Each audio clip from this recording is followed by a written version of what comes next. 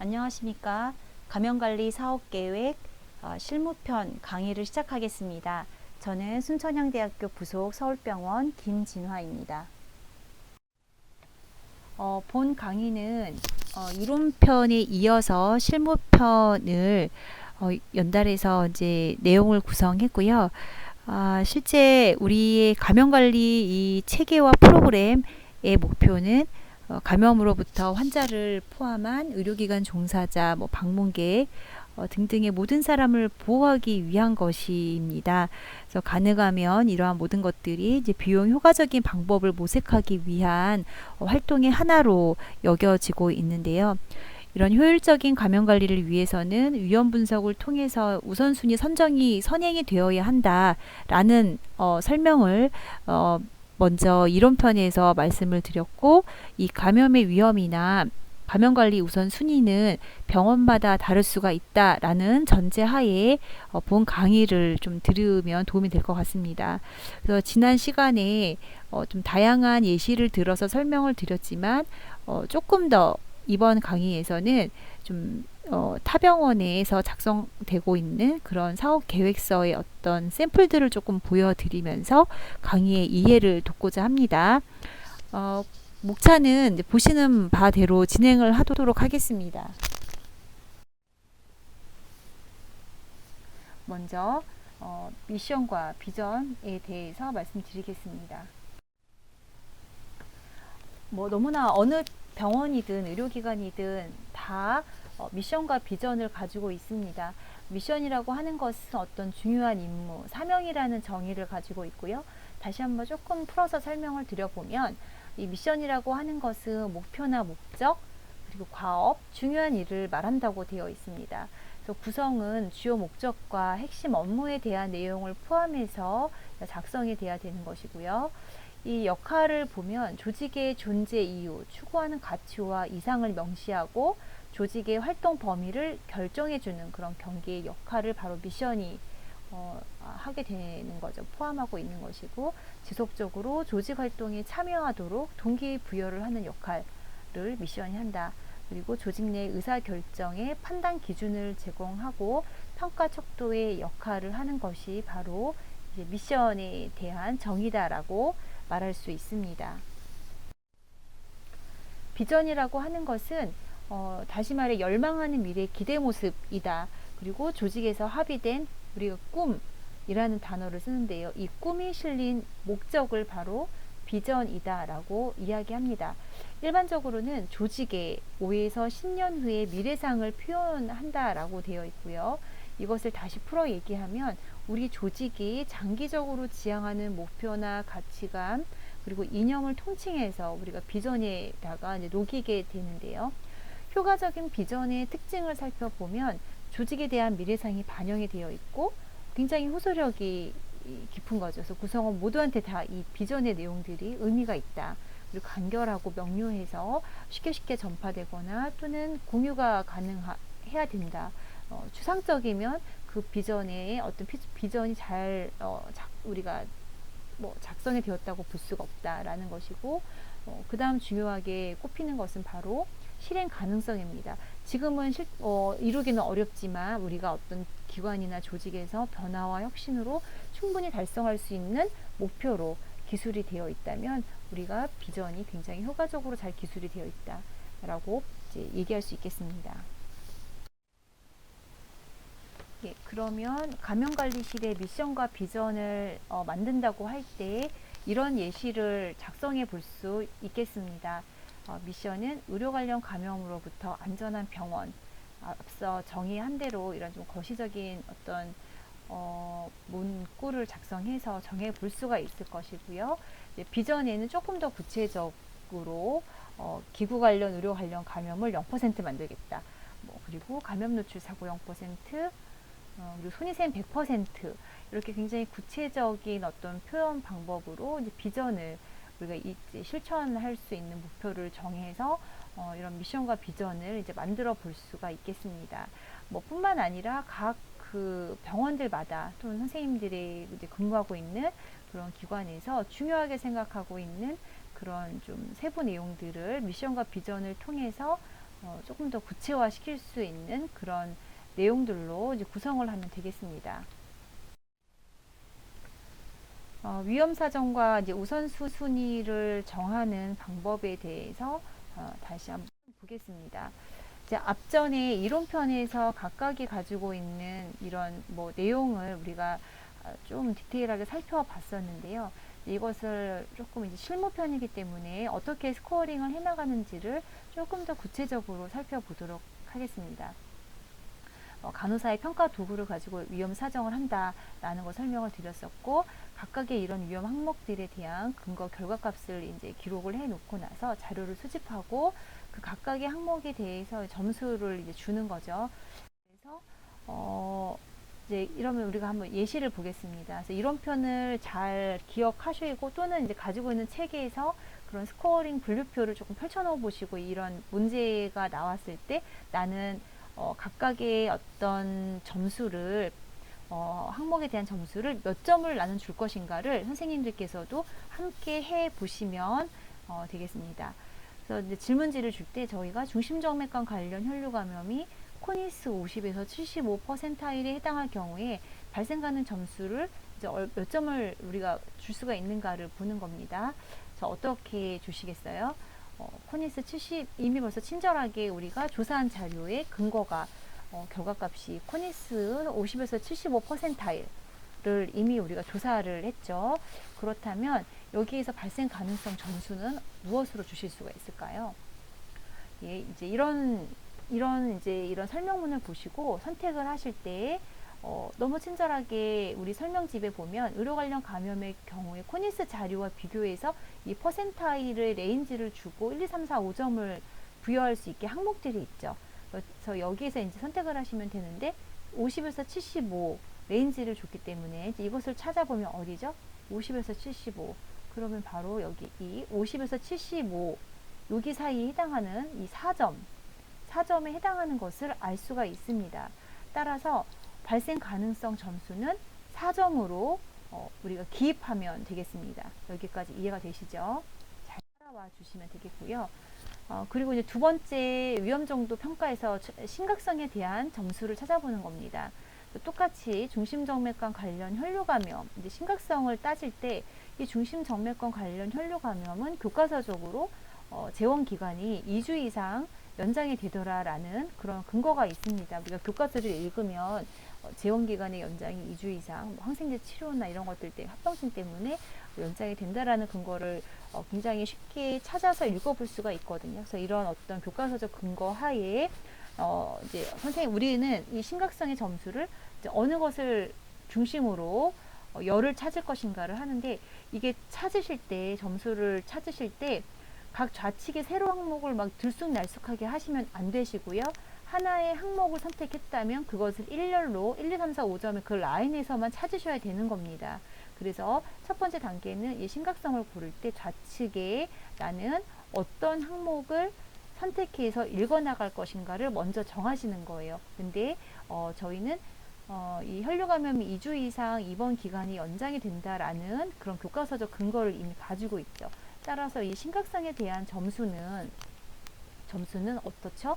1주 이상의 재원 기간 연장에 대한 설명력이 있는 이 4점, 환자 관리에서의 질 중에 이 4점의 이런 우리가 찾은 근거가 여기에 명기가 되어 있는 것을 확인을 했죠. 따라서 이 항목에 대한 심각성 점수는 4점으로 줄 수가 있다라는 것입니다.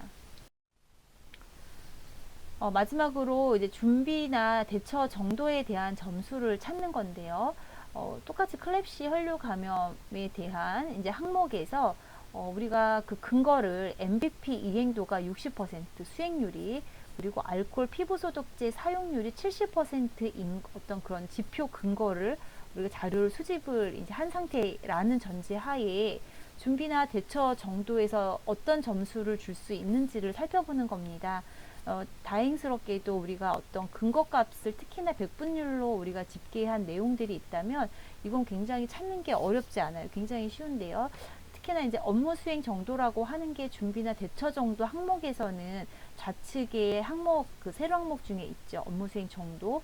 그래서 이 점수를 가지고, 유를 가지고 점수를 선택하면 되겠습니다. 그래서 60%, 70% 이렇게 나와 있으니까 업무 수행 정도가 60에서 한 70 정도가 되는 거죠. 그렇다면 몇 점에 해당이 되죠? 업무 수행 정도 3점에 보니까 오타인데요. 이게 수행 정도가 50에서 70 레인지를 준 게 3점에 해당된다라고 친절하게 설명력에 있죠. 그래서 우리가 이것을 선택해서 준비나 대처 정도에는 바로 3점이라고 기입하게 됩니다. 이렇게 하는 것까지 이해가 되셨을 거고 이제 따라오셔야 되는 겁니다. 그래서 이렇게 점수를 선택하는 것이다 라는 그런 메소드를 선생님들께서 이제 알아나가시면은 사실은 나머지는 어떤 항목의 근거를 가져다 놔도 얼마든지 이 안에 정해진 툴 안에서 점수를 선택해서 줄 수가 있는 거고요. 늘 이제 사실은 늘 이 선생님들께서 얼마나 신뢰도가 있게 이것을 평가하는지가 일관되게만 잘 유지만 되면 굉장히 좋은 위험 사정을 한다라고 감히 말씀을 드릴 수가 있을 것 같습니다. 그래서 우선순위를 이제 이렇게 해서 뭐 위험 항목에 따라서 각 점수, 근거, 그쵸, 결과 값을 다 입력해 놓고 앞에서 말씀드렸던 선택 우리 뭐 찾아가는 방법들이 있었죠. 점수를 선택을 해서 이게 이렇게 이제 점수화가 된 거죠. 이렇게 되면 이제 곱합니다. 곱하게 돼서 최종 위험 점수가 나오고요. 위험 점수가 나오면 우리 이 툴 안에 보면 그 레인지가 1, 2, 3, 4 순위로 매겨지는 그 레인지가 있거든요. 이게 해석집에 있어요. 그래서 그 해설집에서 어느 레인지에 해당이 되는지에 따라서 1순위로 할지 2순위로 할지를 최종 정하게 됩니다. 그래서 이제 위험 항목이 나는 1순위만 우리는 우선 순위로 우리 병원은 지정해서 중점적으로 관리 활동을 하겠다, 사업 운영 계획을 세우겠다라고 하신다고 한다면 이제 이 엑셀 파일 안에 또 이런 테이블이 있고요. 이렇게 목록화를 하는 겁니다. 1순위로 떠오른 항목들에 대해서 각 수행률이 지표가 낮다. 우리 근거가 있었죠. 그래서 그 근거를 그대로 그냥 기술하는 겁니다. 이렇게 해서 먼저 이런 목록화를 먼저 하고요. 그 목록화에 따라서 각각의 목적, 목표, 전략을 세우는 과정에 들어가게 됩니다. 그래서 보시면 이것도 간호사의 툴 양식에 있고요. 그래서 우선순위에 따라서 지금 보시는 바대로 이런 툴을 이용하셔도 되고 이게 아니고 각각 의료기관에서 선호하는 양식이 있다면 이런 의미만 포함이 되면 되기 때문에 그런 양식을 쓰셔도 무방합니다. 앞서 보여드렸던 그런 프레임에다가 실제 그 우선순위에 따른 목적, 목표, 전략을 이제 기술한 예시입니다. 먼저 하나씩 조금 이제 예시를 설명을 드려보자면 우선순위 사업에 이제 손위생이 있는 거예요. 그래서 손위생이 1순위 사업으로 선정이 되었을 때 이 항목에 대한 목적을 의료 관련 감염 예방을 위한 손위생 수행률 증진이라고 기술할 수가 있겠고 이제 목표에다가 수행률을 90% 이상 달성하겠다 인증한 목표니까 뭐 이렇게 이제 목표를 기술할 수가 있겠습니다. 그래서 이 손위생을 증진하기 위한 전략으로 상시 모니터링과 현장 피드백 분기별 공유하겠다라는 어떤 전략 중재를 기술하고 수행률 하위 직종 부서 집중 활동하겠다. 그리고 손위생 캠페인을 진행하고 위원회에 정기 보고하고 과감하게 수행률 결과를 인사고과에 반영하겠다라고 하는 전략을 사업 계획서 안에 이렇게 이제 포함을 해서 기술할 수가 있겠습니다. 하나의 이제 예시로 참고해서 보시면 되겠고요. 두 번째 우선순위 사업은 호흡치료기구의 이제 고수준 소독에 대한 내용입니다. 그래서 이게 우선순위 사업으로 이렇게 이제 건져지게 되면 이 사업에 대한 목적을 적절한 소독 방법에 대한 적용으로 전파를 예방하겠다라는 게 목적이고 해당 활동의 목표는 네블라이저 기구의 고수준 소독 방법을 적용하겠다.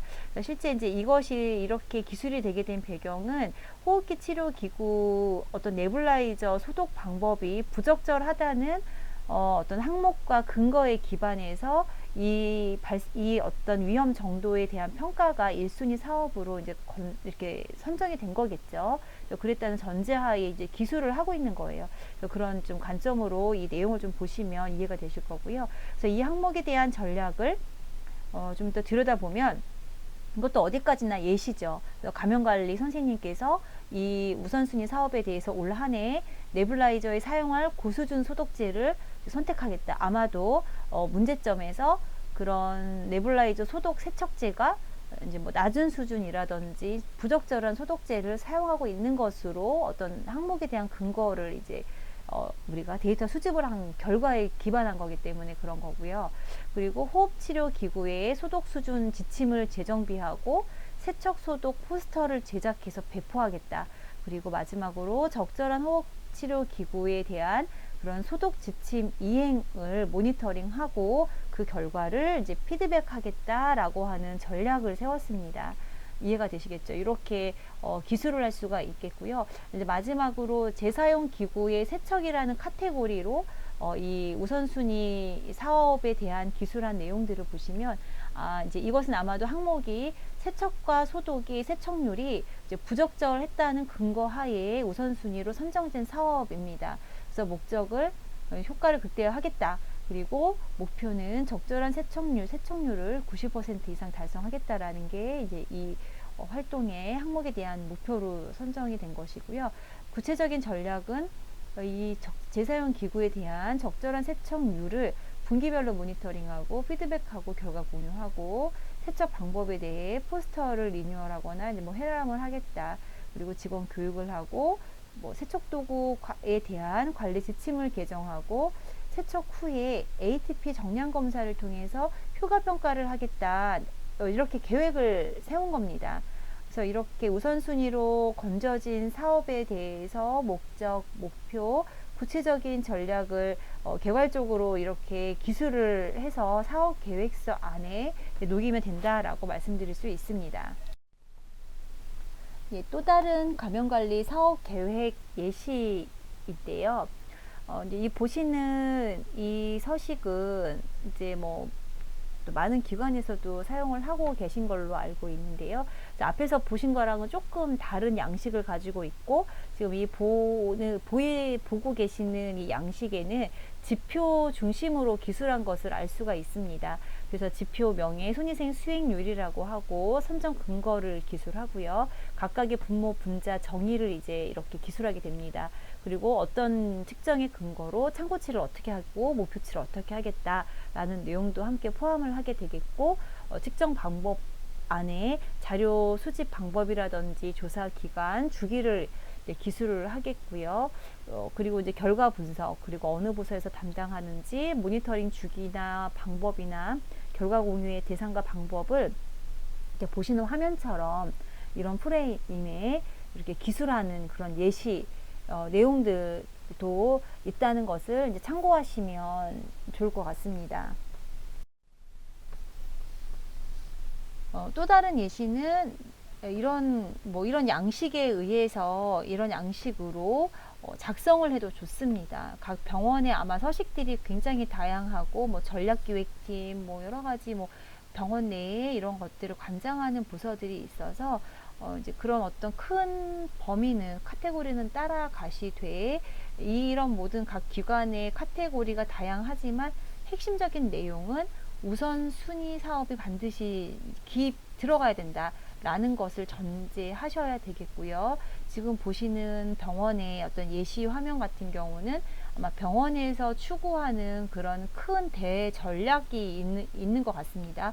대전략을 제시를 했고 각각의 핵심 업무가 우선순위 사업에 어떤 게 들어갔는지를 이제 표시해서 세부 추진 계획을 넣고 목표를 정하고 예산을 함께 이렇게 제시하는 이런 툴도 소개를 조금 드리겠습니다. 그 다음 단계의 연간 업무 계획과 일정에 대한 내용입니다.